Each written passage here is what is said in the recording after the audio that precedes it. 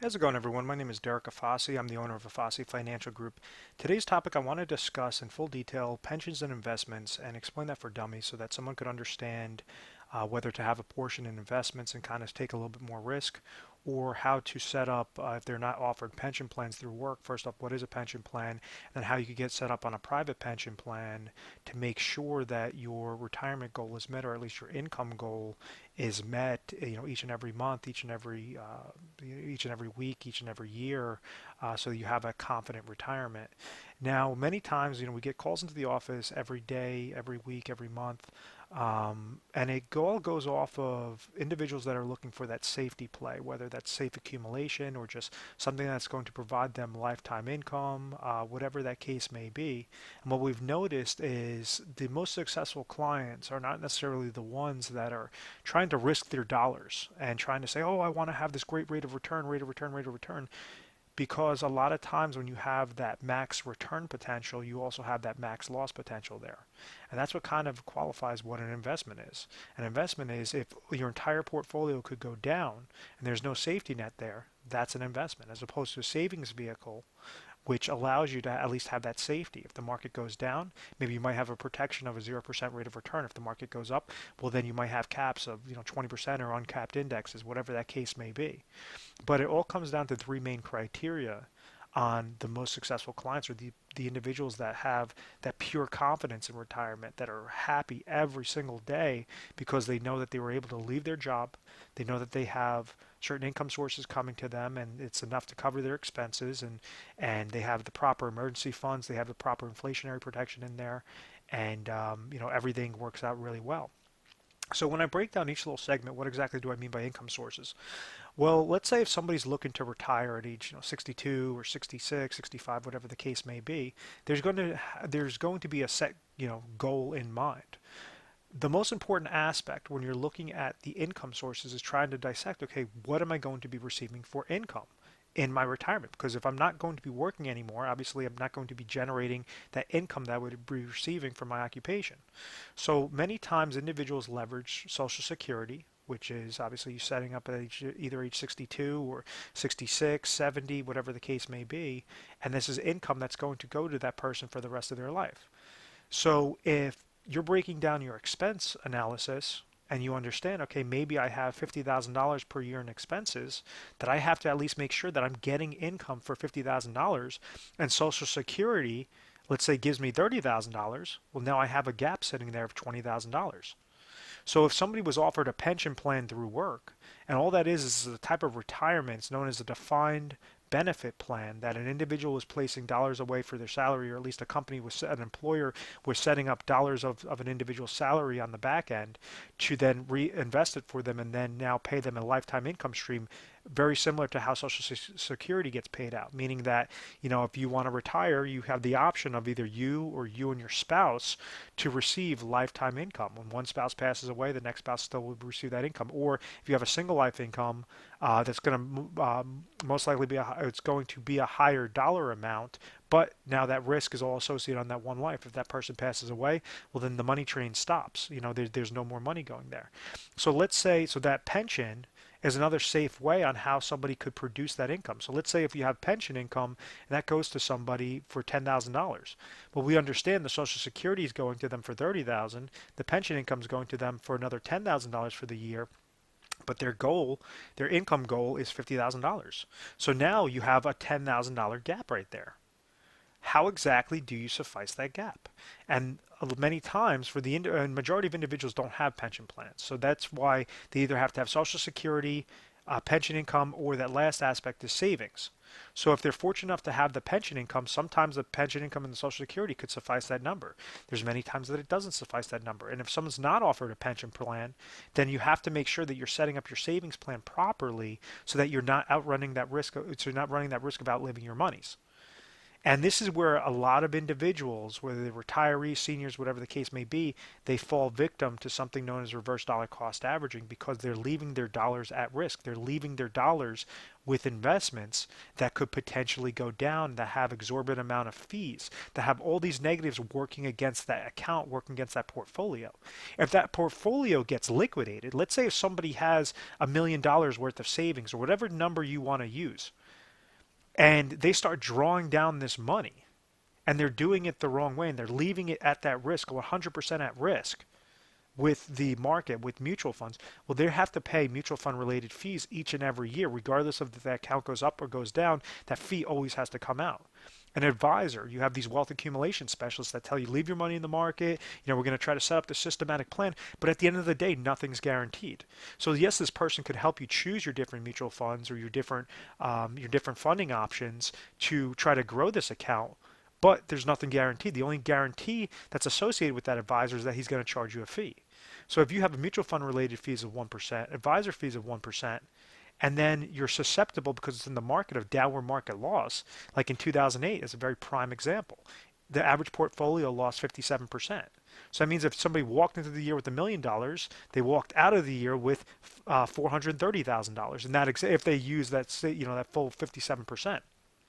So it's a very realistic scenario. Some people lost 20%, some people lost higher than 57%. But even if, let's say, the market goes down 10% in a given year, we've seen all this volatility there, that's another negative happening to your portfolio.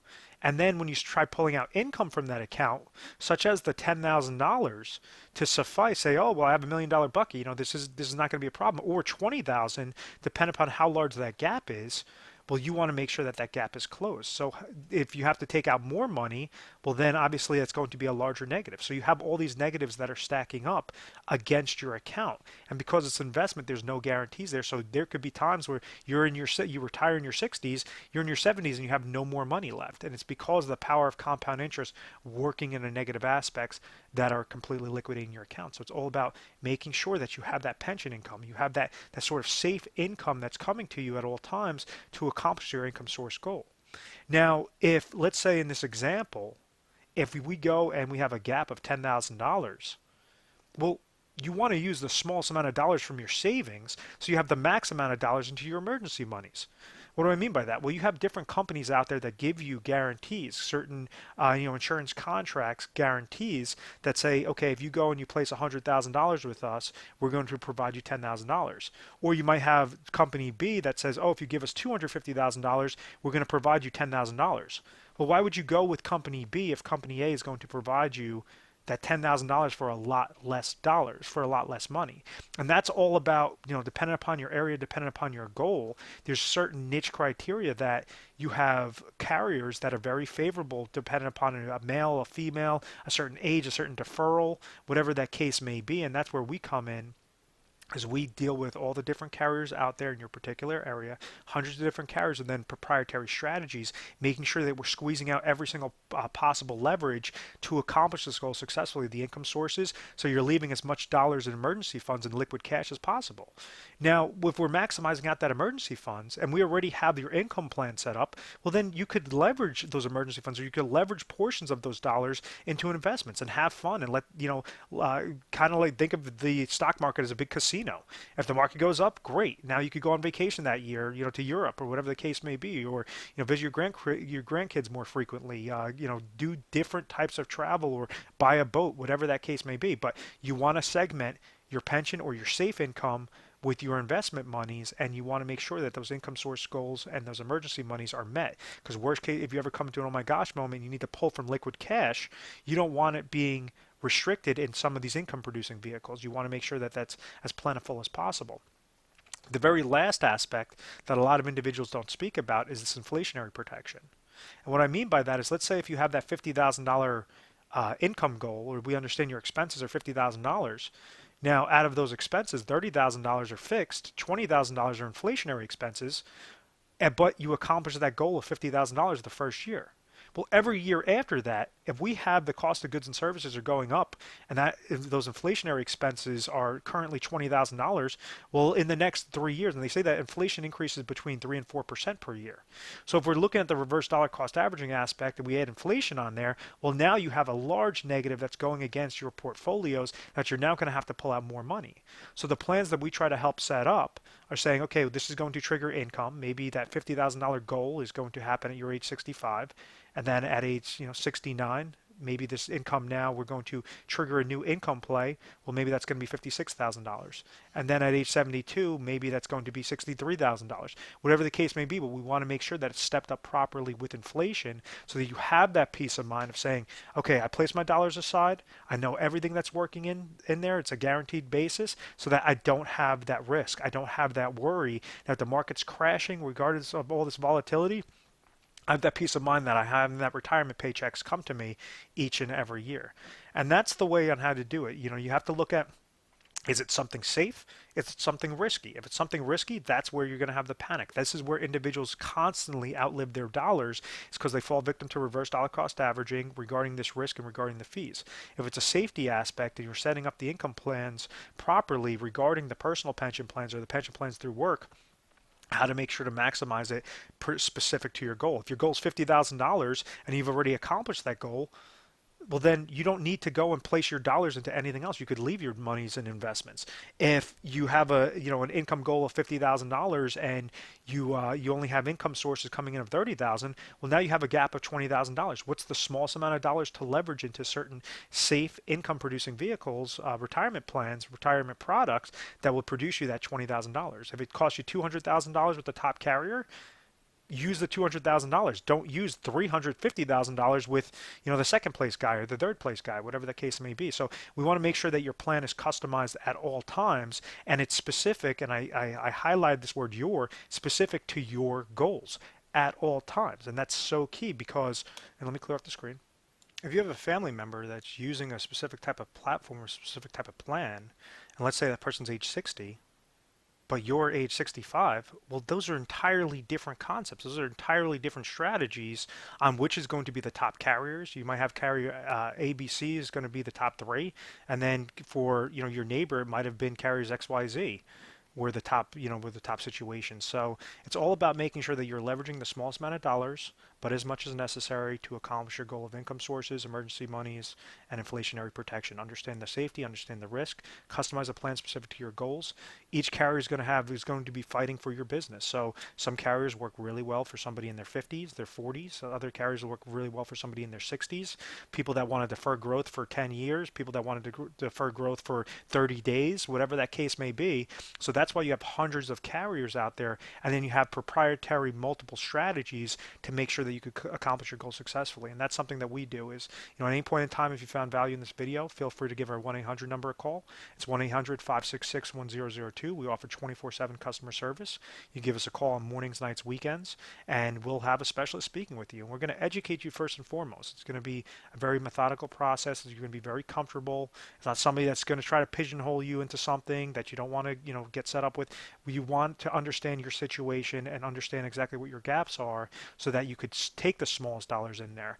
We're all about working for the client, not working for the company. So yes, we represent all the companies out there, but how exactly can we make sure that the client has as much control as possible rather than all the carriers that are trying to talk about their marketing pieces and really try to take control and possession of your dollars for their benefit? So how exactly can we find the niche criteria and make sure that we're scaling through all the top results? And that's why on average for each individual that calls in, we go through over 1,200 different product strategies and scenarios before we give our top 3 recommendations. We are A+ rated on the Better Business Bureau. We've always had very good reviews. We've never had any complaints, and it's because of this methodical process. I want to thank you very much for watching this video. Please make sure to subscribe to our YouTube channel, Retire Sharp, so you can have access to the most updated videos. Thanks so much, guys.